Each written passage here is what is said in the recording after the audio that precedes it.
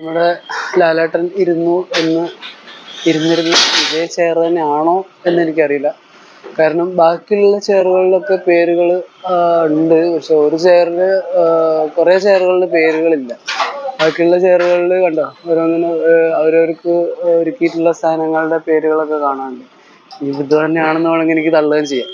അപ്പൊ നമ്മളെ ലാലേട്ടൻ ഇരുന്നു എന്ന് നമ്മൾ വിശ്വസിക്കുന്ന ആ ചെയറിലിരുന്നു കൊണ്ട് ഞാൻ പറയുകയാണ്, ദീപോ മോനെ ദിനേശ, അതിമോഹമാണ് അതിമോഹം, നിന്റെ അച്ഛൻ്റെ കാലിൻ്റെ ചേർ, അങ്ങനെ എന്തോ ഒരു പറഞ്ഞിട്ടൊരു ഡയലോഗ് ഉണ്ടല്ലോ. അപ്പൊ ആ ഡയലോഗൊന്നും എനിക്ക് പറയാൻ അത്ര ഓർമ്മ കിട്ടുന്നില്ല.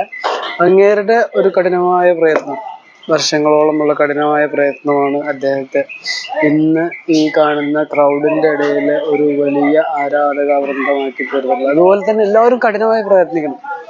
ലാലേട്ടൻ പറഞ്ഞിട്ടുള്ള ഒരു കാര്യം സത്യം പറഞ്ഞാൽ കേൾക്കാൻ പറ്റിയിട്ടില്ല. കാരണം ജനക്കൂട്ടത്തിന്റെ ഇടയിലായിരുന്നു ഞാനത് കണ്ടത്. അതിൻ്റെ ഇടയിൽ ആളുകൾ അങ്ങോട്ട് കൂവി കൂവി കൂവി കൂവി മീൻസ് ആ സന്തോഷത്തിന്റെ കൂവലാണ്. ഒരിക്കലും ലാലേട്ടൻ പറയുന്നത് മോശമാണെന്നുള്ളതിന്റെ കൂവലല്ല, സന്തോഷത്തിന്റെ കൂവലായിരുന്നു. അതുകൊണ്ട് ശരിക്കും പറഞ്ഞു കഴിഞ്ഞാൽ കേൾക്കാൻ കഴിഞ്ഞില്ല. ന്യൂസൊന്നും ഞാൻ കണ്ടില്ല, അത് കാണാൻ നിൽക്കാറുമില്ല. അപ്പോ ഇതിലെന്താന്ന് വെച്ചാല്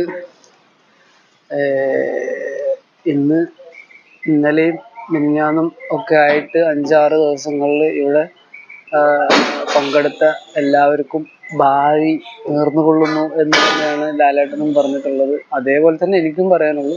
പക്ഷെ നമ്മൾ കുറേ കാര്യങ്ങൾ അറിയണം. ഈ വിദ്യാഭ്യാസ വകുപ്പ് നമുക്ക് നമ്മുടെ അതുപോലെ മറ്റ് പല ആളുകളും ഏതൊക്കെ ചെയ്തു. ഇനി ലാലേട്ടൻ വന്നത് വളരെ കുറഞ്ഞ സമയമാണ്. അപ്പോൾ ആ കുറഞ്ഞ സമയം കൊണ്ട് ലാലേട്ടൻ എത്ര രൂപ ഇതിനു വേണ്ടി പ്രതിഫലം വാങ്ങിച്ചു എന്നും എനിക്കറിയില്ല. സൗജന്യമായിരുന്നോ എന്ന് ചോദിച്ചാൽ അങ്ങനെ പ്രോത്സാഹനത്തിനൊന്നും ആരും അവരുടെ കരിയർ വെക്കില്ല.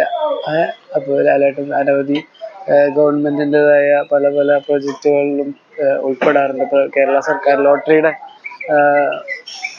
പരസ്യം അഭിനയിക്കാറുണ്ട്. അത് മമ്മൂട്ടിയാണെങ്കിലും സുരേഷ് ഗോപി ആണെങ്കിലും എല്ലാവരും ഗവൺമെന്റ് അഭ്യർത്ഥിച്ചു കഴിഞ്ഞാൽ അവർ ചെയ്യും. പക്ഷെ അതിന് അവർക്ക് വേണ്ടതായ പ്രതിഫലം അവർ വാങ്ങിക്കാറുണ്ട്. അപ്പൊ ഇന്നലെ ലാലേട്ടൻ ഇവിടെ വന്നതിന് എന്ത് വാങ്ങിച്ചു, സുരേഷ് ഗോപി ചേട്ടൻ ഇവിടെ വന്ന് ഒന്നാമത്തെ ദിവസം അവരെന്ത് വാങ്ങിച്ചു എന്നൊന്നും നമുക്ക് കറക്റ്റായിട്ടല്ല. ഗവൺമെന്റിന് ഓൾറെഡി എന്തൊരു പ്രോഗ്രാം വിജയിപ്പിക്കണമെങ്കിൽ, ഗവൺമെന്റിന് നല്ല ഏതൊരാൾക്കും ഏതൊരു പ്രോഗ്രാം വിജയിപ്പിക്കണമെങ്കിലും എന്ത് വേണം, അവിടെ ഒരു താരത്തെ കൊണ്ടുവരേണ്ടതുണ്ട്. അപ്പൊ അവിടെ ഈ ഒരു പ്രോഗ്രാമിന്റെ ഒരു വലിയ വിജയം തന്നെയായിരുന്നു ഇന്നലത്തെ അത്രയും ക്രൗഡ് എന്നത്. ശരിക്കും പറഞ്ഞു കഴിഞ്ഞാൽ മീഡിയാസ് നമുക്ക് കാണിച്ചു തന്ന സംഭവമാണ്.